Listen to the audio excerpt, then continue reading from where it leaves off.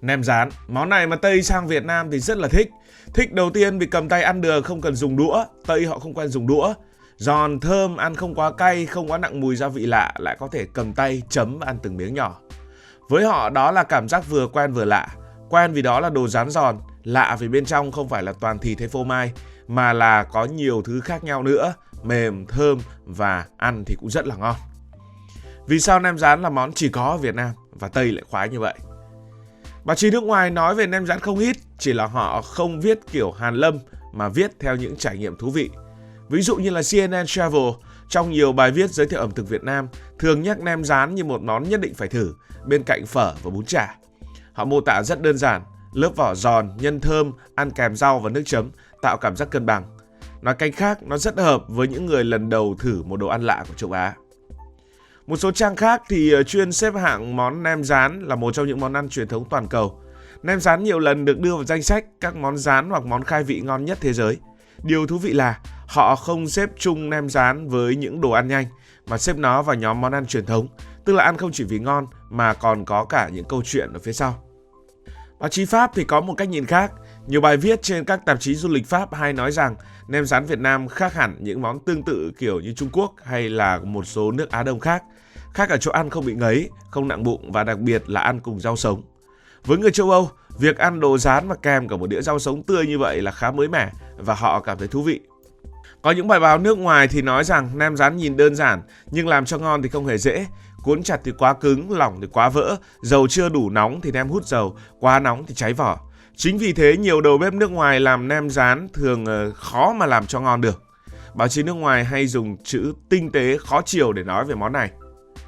Một điều khá buồn cười là nhiều người phương Tây ban đầu nghĩ rằng nem rán giống đồ ăn nhanh, nhưng ăn vài lần thì mới nhận ra đây không phải là món để mà ăn nhanh bên lề đường.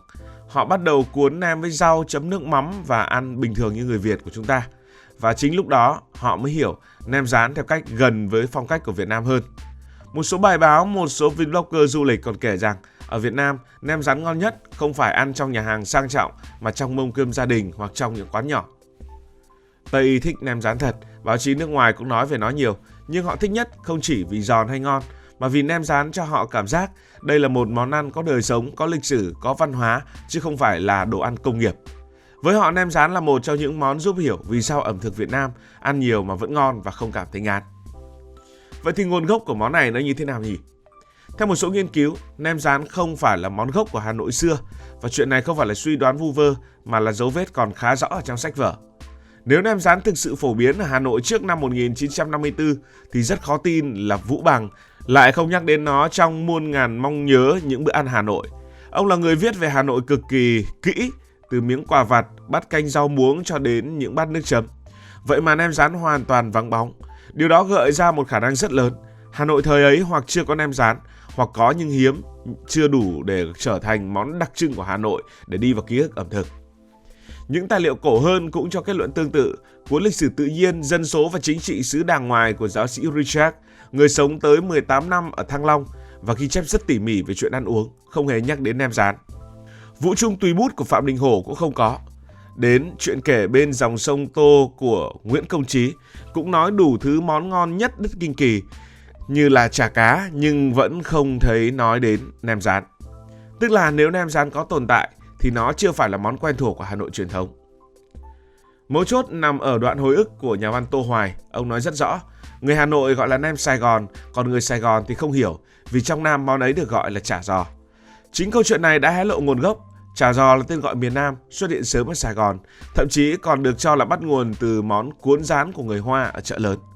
Ban đầu chả giò làm từ thịt giã nhuyễn, cuốn bánh tráng rồi rán, ăn như một món quà.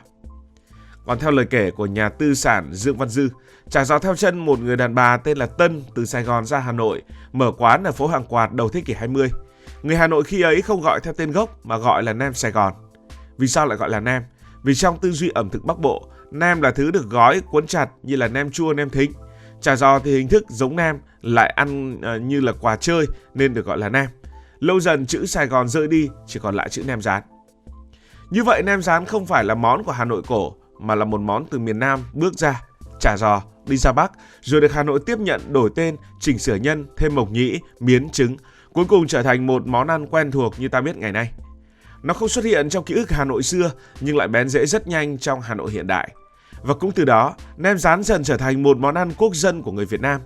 Và đừng nói nó làm giống người Hoa, vì nó đã được biến tấu và trở thành món Việt 100% rồi. Với những thứ mà chúng ta chỉ bắt gặp ở nem rán Việt Nam mà thôi, không tìm thấy ở bất kỳ thể loại nào khác trên thế giới. Nó rất lạ. Lạ không phải vì nguyên liệu cầu kỳ, cũng không phải vì cách làm quá phức tạp, mà nó chỉ thực sự tồn tại trọn vẹn theo phong cách Việt Nam. Đây là lý do vì sao nhiều người nói nem rán là món ăn Việt Nam mới có, dù trên thế giới không thiếu những món cuốn rồi là rán tương tự. Hãy bắt đầu từ nhân. Nhân nem rán là một câu chuyện dài của làng quê và thói quen tích trữ thực phẩm. Thịt lợn băm là thứ đạm phổ biến của người Việt. Mộc nhĩ, nấm hương là những thứ phơi khô để dành, chỉ mang ra dùng khi có việc quan trọng. Miến dong là sản phẩm của vùng Trung Du, thứ tinh bột nhẹ, không làm nặng bụng. Trứng gà, cà rốt, hành khô, tiêu, nước mắm, tất cả đều là những thứ quen đến mức thiếu đi một nguyên liệu, người ta vẫn có thể liệu cơm gắp mắm mà cuốn nem tiếp. Nem rán không đòi hỏi sự chính xác tuyệt đối. Nó chấp nhận sai số, chấp nhận mỗi nhà mỗi kiểu, mỗi vùng mỗi vị. Điều đáng nói hơn là nhân nem không có một vị chính, không có nguyên liệu nào được phép áp đảo phần còn lại. Cắn một miếng nem rán, người ta không nói mùi thịt rõ quá hay mùi trứng nhiều quá, mà thường chỉ nói ngon theo một cách rất chung. Đó là kiểu ngon của sự hòa trộn, ngon của thói quen sống chung, ăn cùng nhau. Đây là một điều khác biệt rất lớn so với rất nhiều món cuốn và rán ở những nền ẩm thực khác, nơi nhân thường xoay quanh một nguyên liệu chính và các thứ còn lại chỉ đóng vai trò phụ họa. Nhân nem là một phần và có một thứ nữa cũng rất quan trọng, đó là bánh đa nem. Bánh đa nem Việt Nam là sản phẩm của nghề tráng bánh gạo thủ công, mỏng, khô, dễ vỡ khi sống, nhưng lại có khả năng biến đổi rất mạnh khi gặp nước và dầu nóng. Người làm nem phải biết làm mềm bánh đến mức vừa đủ, cuốn không chặt quá cũng không lỏng quá, để khi thả vào dầu thì lớp mỏng ấy phồng lên, tách lớp, tạo độ giòn xốp rất riêng. Nem rán cũng không phải là món ăn của ngày thường theo nghĩa mà chúng ta hay suy nghĩ. Nó gắn với Tết, với cỗ bàn, với những ngày gia đình đông đủ. Không phải vì ngày thường không làm được, mà vì làm nem mất rất nhiều công sức. Người cuốn, người xếp, người rán, người pha nước chấm. Trẻ con ngồi nhằn mộc nhĩ, người lớn vừa cuốn vừa kể những câu chuyện cho nhau. Nem rán vì thế trở thành một phần của ký ức, chứ không chỉ là món ăn. Rất ít món rán trên thế giới mang được vai trò xã hội và cộng đồng như vậy. Cách ăn nem rán cũng cho rõ, đây là một món ăn sinh ra từ tư duy cân bằng của người Việt. Nó gần như không bao giờ ăn một mình, đi cùng rau sống để mát, cùng bún để giảm cảm giác dầu mỡ, cùng với dưa góp để tạo vị chua nhẹ. Đôi khi là như thế, và quan trọng nhất là cùng nước mắm pha, mặn một tí, chua một tí, ngọt một tí và cay một tí. Nhiều người lấy ví dụ rằng Trung Quốc, Thái Lan hay Philippines cũng có những món cuốn và rán. Điều đó đúng về hình thức nhưng sai về bản chất. Ở nhiều nơi, cuốn rán là đồ ăn nhanh, món bán lẻ, thứ có thể ăn đứng và ăn vội. Còn nem rán của người Việt Nam được sinh ra để đặt vào mâm, ăn cùng cơm, cùng canh, cùng rau, cùng các món khác. Chính vì vậy khi nem rán ra nước ngoài, nó rất dễ bị biến đổi. Người ta làm cho nó to hơn, béo hơn, nhiều thịt hơn và có khi còn thêm cả phô mai hay một vài đồ ăn phương Tây vào đấy. Về mặt nhìn bên ngoài thì có thể vẫn ngon, nhưng về mặt văn hóa thì sai.